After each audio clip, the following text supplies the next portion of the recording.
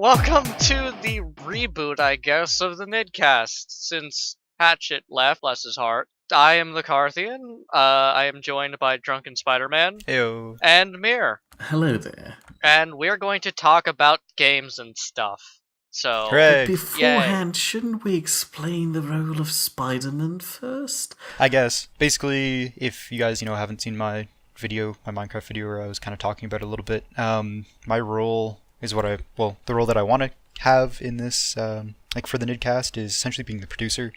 I will be around for stuff normally, but my job is to arrange everything, which I did not the best job at, I guess. You did fine. I mean, it's not like we didn't spend the first 2 minutes just saying 3. 2. 2. No, darn it. This is twice a minute. So basically my role will be to fill in when hosts can't make it, or guests as well. So if we're trying to stick true to form, which is trying to keep it down to 4 people during the podcast normally, and that would be 3 hosts, like 3 co-hosts, I guess, co-hosts, 3 whatever, co-hosts, and a guest. Yeah. And if we can't get a guest, then it's just going to be me. So the show can go on regardless. So that's the plan. Besides that, we're going to keep to the original kind of structure with every 2 weeks, or every other week. Yeah, I think it was every other week. So it's been a while. Our scheduling will hopefully be more reliable than the Nidd Weekly. Well, I mean, the Nidd Weekly, how long has it been since the last one? It's been more when than a week.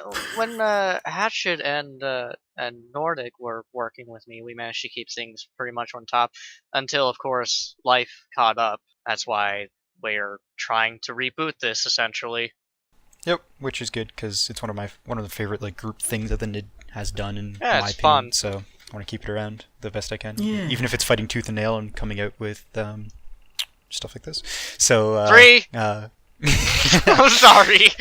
So let's get on to the first topic, which is what is everyone playing this week? I've been playing an oldie, actually a console game, Paper Mario and the Thousand-Year Door. Actually, I never really got into Paper Mario games, but I've played a bunch of the other ones. How do they hold up? they're amazing still to this day. I played Sticker Star in the 3DS, and it just didn't have the same feel to it. I mean, it had a few good moments, but it just didn't really feel like a Paper Mario game. I wasn't attached to any of the characters. There didn't really feel like much development in the story. It was a rather blah plot. And the thing about the Paper Mario games was that I don't think Bowser was ever really the bad guy in the Paper Mario games. But in this one, of course, it went back to the same old, oh god, Bowser's here, he took Peach, you gotta go rescue her. Yep, your princess is in another castle. Uh-huh.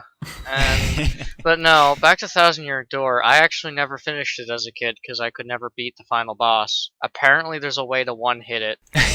Yeah. Well, that was of course before you could just quickly Google how to beat this boss and come out with it. Yeah, it was before I buy Nintendo Power. It was before I knew the power of the internet. Anyway, yeah. Still a good game to this day. So, Paper Mario, that was when they, kind of changed it up, the kind of structure of Mario games, wasn't it? Where you could, it added a whole other, I guess, dimension? Is that, I'm thinking of the right More or thing? less, it subtracted one, but... you could switch between the two, right? That Or am I thinking of a different game? That was Super Paper Mario, which more or less went back to a 2D platformer, but yeah, you had the ability to kind of flip into a 3-dimensional view for a short time. It was okay. I liked it a lot more than Sticker Star, but it's in my opinion, it's nowhere as good as the first 2, which was the one for the GameCube, Thousand Year Door, and the one before it, which was the N64.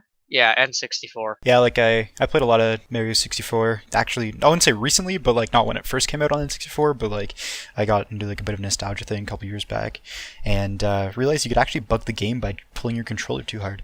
And the music went all glitchy and you're invincible, but for some reason the game registered you as jumping, but you weren't, so you'd run into enemies and they fall over. It was really weird and hard to pull off, but when you did, it was fun. It was the first time I actually played with glitching. The good old days of being able to do cartridge tilting and that. Yeah, Yeah, and completely changed. Unfortunately, yeah, I played it's one. great. I played the N64 version on the Wii emulator thing. Not on the computer. It was on the actual Wii console. Their virtual console. That's what it is. Virtual Cool. console store. But I do actually have a physical copy of Thousand Year Door, of course. Now though, I'm playing it on an emulator. Nice. I still have my N64. It's the green one. Yeah. And the reset button's stuck, and I can't remember why. I was probably mad about something. Well, what's funny is that out of all the consoles I have, the GameCube is the one that has lasted the longest and has had the fewest problems. See, I remember watching a video online about some guy destruct testing consoles, and the GameCube was the one that survived because it would run without the hatch for the disc. You could break that off, how, because you put the disc in and then you close, the lid. If the lid broke off, it would still run and still read the discs. And, I think he, dropped them from, 2 stories or something. And, he was both, so it was GameCube, PS2, and Xbox. I can't remember if it was Xbox or Xbox 360. And would smash them and hit them with stuff. And the Xbox was pretty durable as well. Mine only coughed up about a year ago or so, and that was just because it wasn't well maintained. Yeah, mine's still alive too. But if you drop that thing from 2 stories high, I'm pretty sure you can kill a man with that. Yeah. Yep. It was a very powerful system for its time. Mm-hmm. That was back when consoles were more about who could pump out the most power, not who could make it a home entertainment system. Yeah, it was literally Microsoft saying, we're going to take the soul of a computer and shove it inside of a console. But I digress. What have you two been playing? That's actually quite a difficult question to answer, seeing how my computer is actually kind of in shambles lately. Well, not now anymore. It's fixed. Due to the lovely Sal, who has been throwing her old bits at me, which is a completely different story altogether. Sal, stop being so nice. Pretty awesome, actually. So what was wrong with your computer? With my computer or with hers? Yours. Hers was, to tell the whole story, hers was basically just, she wanted to upgrade her RAM, but then realized, I better buy a completely new computer. Oh. Yeah, I remember reading that chat, actually. It was she wanted new RAM and then realized that the RAM that she wanted needed a new motherboard, and then she was like, well, I'm already doing the motherboard, so I might as well do this. And got out of hand very quickly. Yeah, she's a bit insane. But that's why we love her. That's why we're all here. But for my computers was mostly just one of the RAM memory slots seems to have broken over the time. The thing was 11 years old, and then the computer refused to boot. That's an old computer. Altogether, I didn't even get to BIOS. Oh. Wow. Well, yeah, some of my old, I still have every one of my old towers just because I'm too lazy to pull the stuff that I want off of them.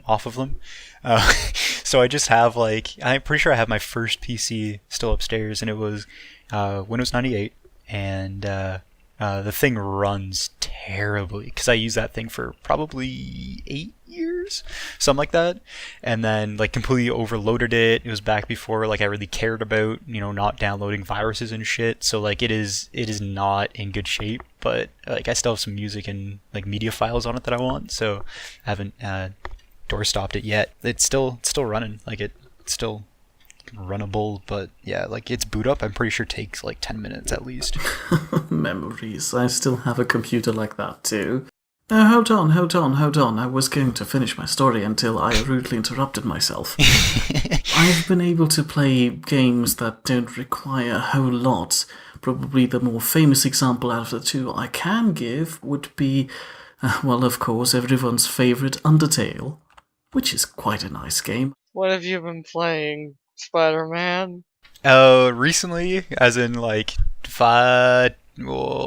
minutes ago, was Starbound. Just downloaded that, just started getting into it. It's kind of weird to get into. It's not easy. Stuff with Terraria and stuff like that, you're in there and you just do whatever you want, and you kind of have self-set goals, but Starbound has missions for you, and it's kind of it's not something that I'm used to yet, and I'm trying to get used to it. The problem about that is you're playing the game in an unfinished state. One of the next planned updates was an actual story update in which you'll be let into the game more smoothly than just standing on your ship and coming to self-realization that you have to do something now. Interesting. I might You're actually dying hold off. right now! Everything is bad. I might actually hold off then on playing that game until that full update comes out. Problem is that the updates are very far between each other just because of how much work they put into it. Yeah, might still be a few months before it gets a new update, because they also release new biomes, new tiers, new planets along with every update. So it's not just the story focus they also get entirely new planets. Cool. Yeah, it seems to have like a lot of good, like, just randomness in all the planets and stuff that you encounter, at least in the 2 that I have encountered so far in the game. Besides that, though, I've been playing a lot of Diablo 3. After the new update, I kind of jumped back into that, which is a pit, to say the least. Back to it just brings up too many World of Warcraft memories, just gear grinding, trying to get that random number generator to give me what I want. But it's still fun. Like, it's still fun. A lot of its entertainment has to do with the fact that I've been playing with my older brother's World of Warcraft guildies. It kind of helps ease the tedium that is just running rifts over and over again, trying to get gear. Isn't that eventually going to steal your life again, completely? Hopefully not. I've specifically not allowed myself to get back into World of Warcraft because I'm one of those people that will play it for like 12 hours a day, and it's not healthy, so I don't do it. Like, I've realized that about myself, so I know. Mom, I gotta take a crap. Yeah, basically. So I know my limit with it, so I don't overdo it, which is not at all. I can't play WoW. I can play other like MMORPGs, but for whatever reason, that game just sinks its hooks in.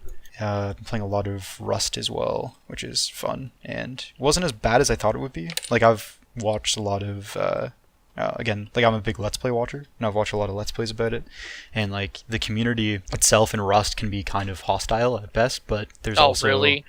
You think? And I'm not a big fan of PvE, or PvP. It's never been kind of my thing. I've been, like, I'm a big PvE player, the guy that, you know, jumps on a support class rather than, like, straight up damage dealers. Like, it's always been my thing. And so for like a game like Rust, you can't really do any of that, and all you do is run around and get killed. So I forced essentially a medic class into Rust. And basically whenever we'd all go out raiding, I'd just load up on med syringes and run behind people and inject them. But yeah, that game, like, you get good stories out of that game, but it's not always the best. It's a bit of a rage game, and unlike other rage games that I've played in the past, I've yet to put a hole in my computer desk over it, so I guess that's a check mark in its favor. Please quickly refresh my memory. Rust was the game where you wake up naked on the beach. No, the beach mirror is Ark. No, this one you just wake up no matter where. Yeah, or maybe even... Oh no, that's a plane crash. The Forest is a plane crash. The Forest is a plane crash.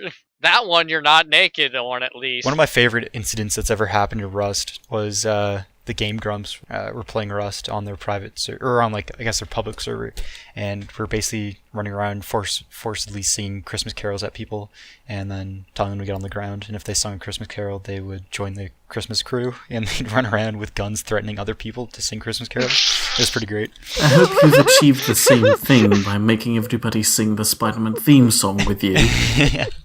But yeah, that's basically like Rust antics. One of my favorite things to do in Rust, though, is to put on a Santa hat and strip down to nothing and run around with a guitar, because the guitars in that game sound really, really, really, really, really bad.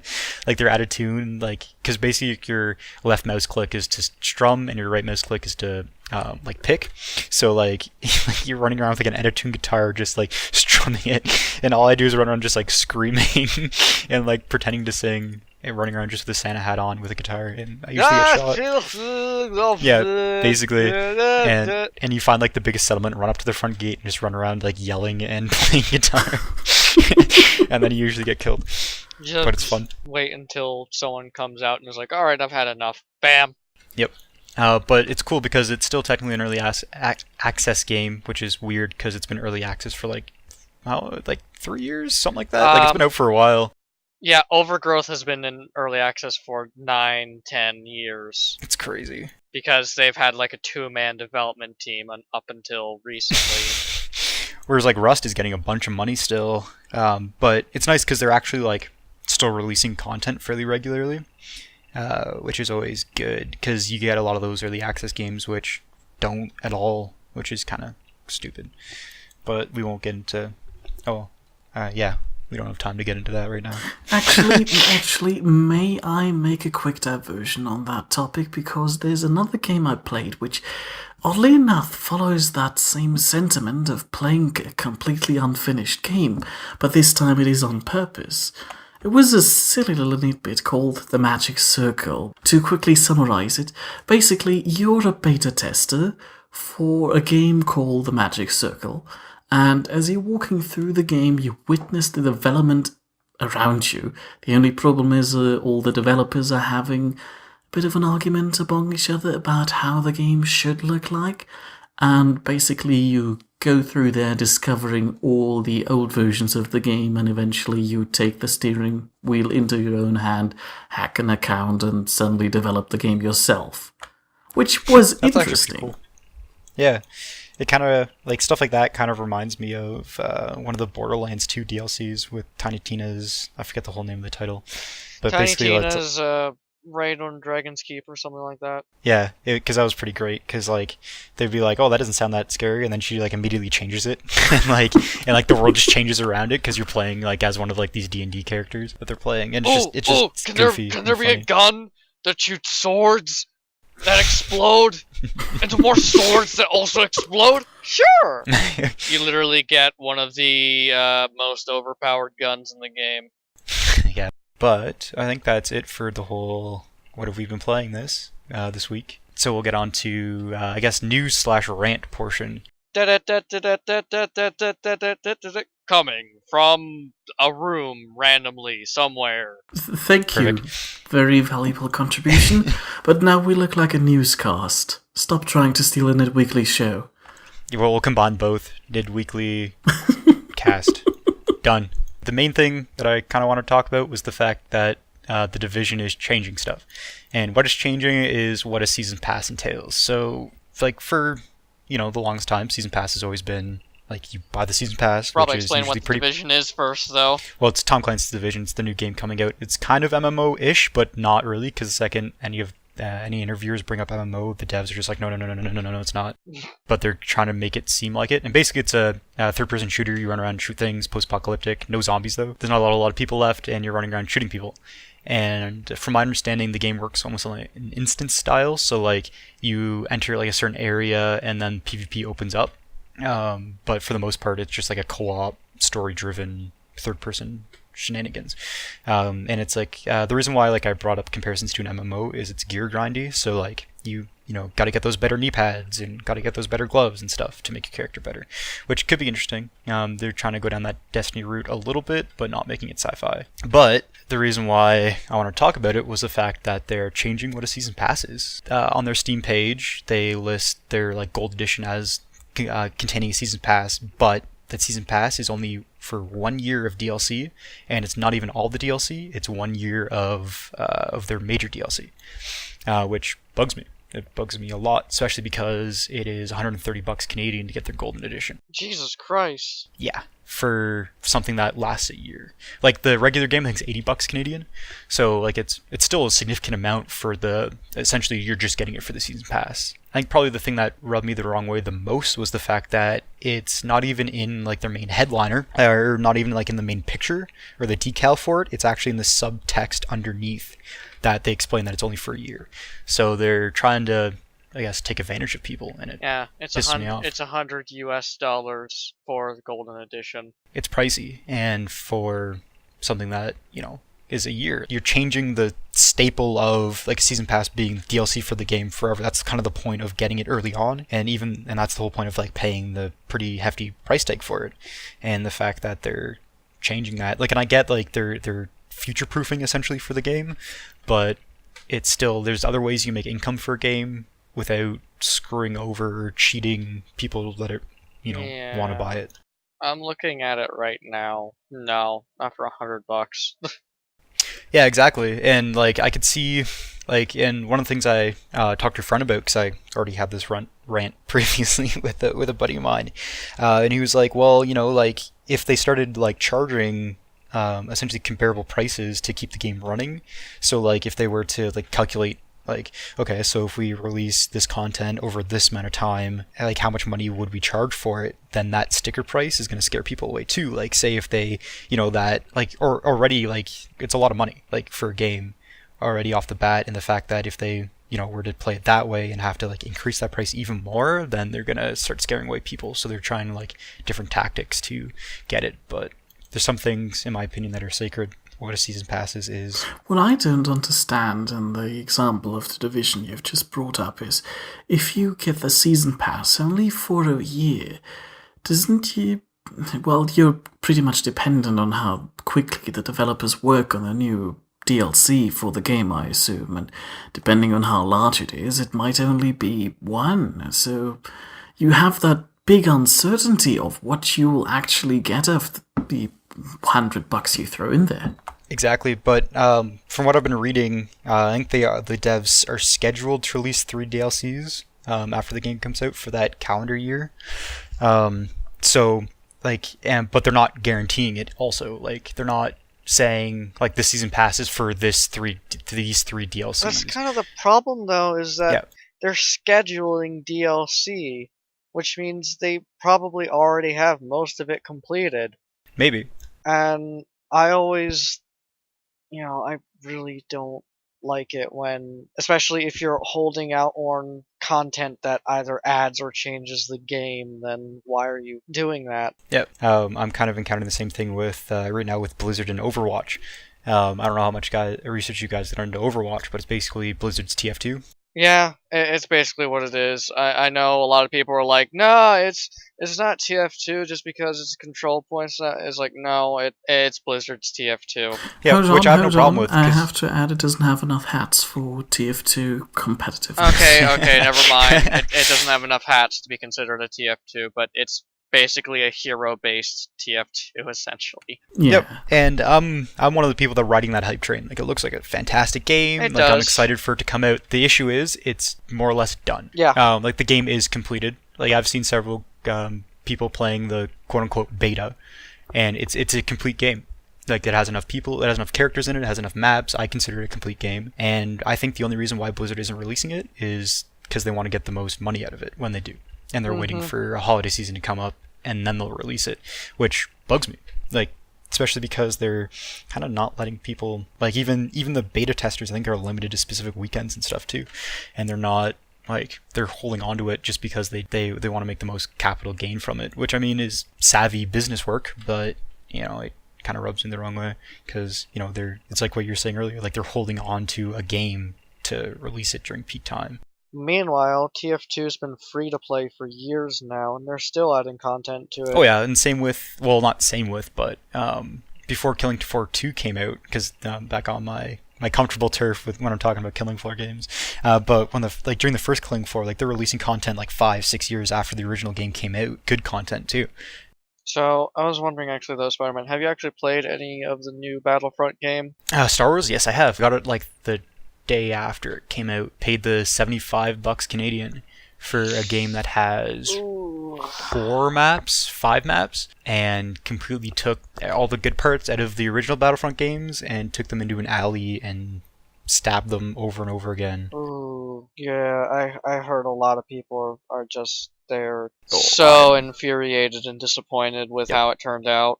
I am, especially because it's just a cash grab. DLC maps, like, are you kidding me? Like, DLC costumes, fine. DLC major content, not fine. No. And one of the biggest... It's never acceptable. Did you play the original Battlefront games? Yes, I played the first one so much until my Xbox 360, original Xbox stopped working, and then they told me, oh, you want to play Xbox games on Xbox 360? You have to get a $100 hard drive. But that's a story for another time. But yes, I played the crap out of the first one, and I owned the second one on PC, actually. No more Galactic Conquest. Yep. No more real space battles. Yeah, they wanted to also, they got rid of all, like, single player as well, because they just wanted to focus on multiplayer. You can do missions in single player. They're not worth it, though. Exactly. Their class system is not open anymore, so they very limited what you can do with your classes, or with your builds. They essentially removed vehicles from the game, which completely drove me nuts because I was a tanker. And all I would do is like either hop in turrets or different vehicles and run a repair kit, but you can't even get a repair kit anymore. Like there's no welding torch. Yeah. There's maps that are straight up unbalanced depending on what side you get. You can battle on Endor? No, the Forest Moon of Endor. The rebels are, their skins make them OP on that map. Because they're actual Because stormtroopers are running yeah. around in white and black, and the rebels are actually camouflaged. I've yet to, like, I played a fair amount of the game too. Like, I'm not just like, I didn't play a couple maps and said I'm done with this. Like, I actually, like, I think I have like 15, 16 hours into it. That's what I liked about the first and second games, is that the person's actual, how they look changed depending on what map you were on.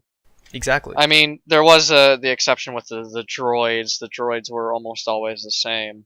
Yeah, and I get that's kind of what stormtroopers are, but in a multiplayer game where you can't see a rebel crouching in a bush, but you can very clearly see a stormtrooper in that same bush, like it just changes the way the game runs, and like the whole reason for them watering it down was to make it more multiplayer friendly, and they completely created this divide that it's not. There's too much unbalance in it, especially because like the Imperials get vehicles, like you get AT-8 or you get AT-STs that you can walk around in, and AT-ATs you can walk around in, and the rebels don't. The rebels occasionally get a like a speeder bike or and I heard those are uncontrollable. Yeah, they absolutely are. The maps aren't big enough. There's not enough packs. There's not enough places for you to drive them around in. Or they get, I think, snow speeders on other maps. And it's just like, it's like cool, yeah, but, you know, the speeder versus a TIE fighter, the TIE fighter wins every time. Yeah, it's like, good, you can speed around until you crash into something and die. Yep, it could have been so much better, and it isn't. And it bugs me that they probably could have released something worse than this, and I think they probably tried to release something worse than this because they knew people would buy it because of the name. That's the thing, is that they went and they just called it Star Wars Battlefront. They didn't add like a 3 at the end or change the name or anything. They just called it Battlefront. Star Wars Battlefront. They were just riding off the name of it.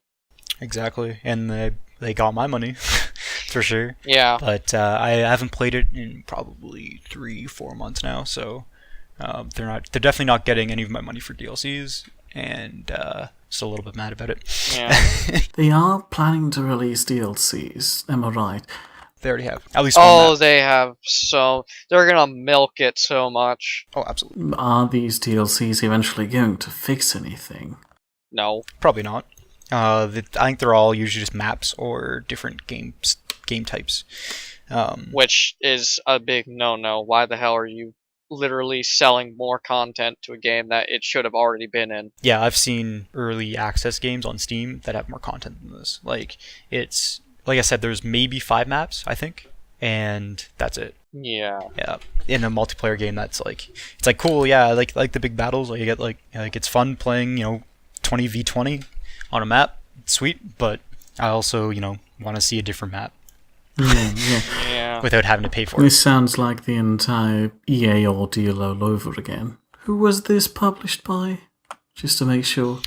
DICE. Ah, okay.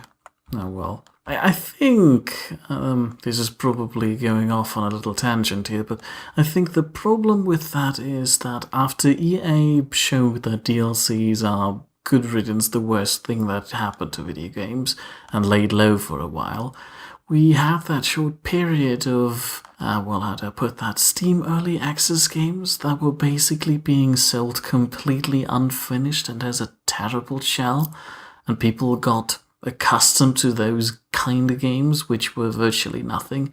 One of the examples I like to keep on bringing up is Space Base DF9, which was such a lovely concept, and I bought into it immediately, and I left it, well... The original developers gave it to Double Fine in the hopes that they would continue it, but they didn't. They were just like, oh, here's modding support, here, fix it yourself. And that was the huge downfall. I really, really have a thing against Double Fine. But what I've noticed there are the odd exception that when the game comes out, they actually, continue on, again, going back to my home turf here, the first Killing Floor game.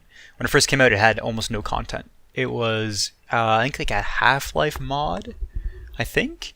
When the very, very, very, very first kind of Killing Floor thing came out. And it, only had a couple classes, it was super rudimentary, super basic. But they kept developing it and they kept putting time and effort into it, and they actually like made it a full game. And of course, this was before Steam even had like green light or early access. Like it was like they released it with the promise of more content, and they Tripwire held up to it and made like a game that is still like one of my favorite. Like I still every once in a while, like it's still installed on my computer. Like every once in a while, I just go back and play Killing Floor 1. You know, it's one of like the Cinderella stories, I guess, of these early access shenanigans. Yeah, it's like most definitely one of the better outcomes of this story. Most other games on Steam early access that I have seen usually end up just getting lost entirely, or one of the worst cases are being a complete rip-off of something that was posted on the Unity asset store. And, oh, jeez. Yeah. Asset flips, yeah. And in that principle, I think the problem was people started expecting so little from a game that they already had to pay full price for, that now they seem more welcoming the idea of paying more for a game so that actually can get finished in that sense, which is why I think, I thought they would kind of fix Battlefront in that regard, which is why I brought the entire point up. But I have a feeling they're just too obsessed with getting that money and getting basically picking up people and shaking them upside down and getting all that pocket change out of them that I don't think they are going to actually do anything to fix it. I've lost pretty much all of my faith in AAA developers besides maybe Nintendo. And even then, I tend to shy away from them considering their issues with how they deal with copyright stuff. Again, another discussion for another time. Yeah, absolutely, because this has been running on for a fair amount, and I'm sure people need to go to sleep or wake up. Alright, well, thanks for listening to our many ramblings, and good night, or good morning, or good evening. Afternoon. Tea time. Brunch. Breakfast. Have a nice life in general. Second lunch. Okay. 3. 2. I'm wondering what I'll have for dinner after this.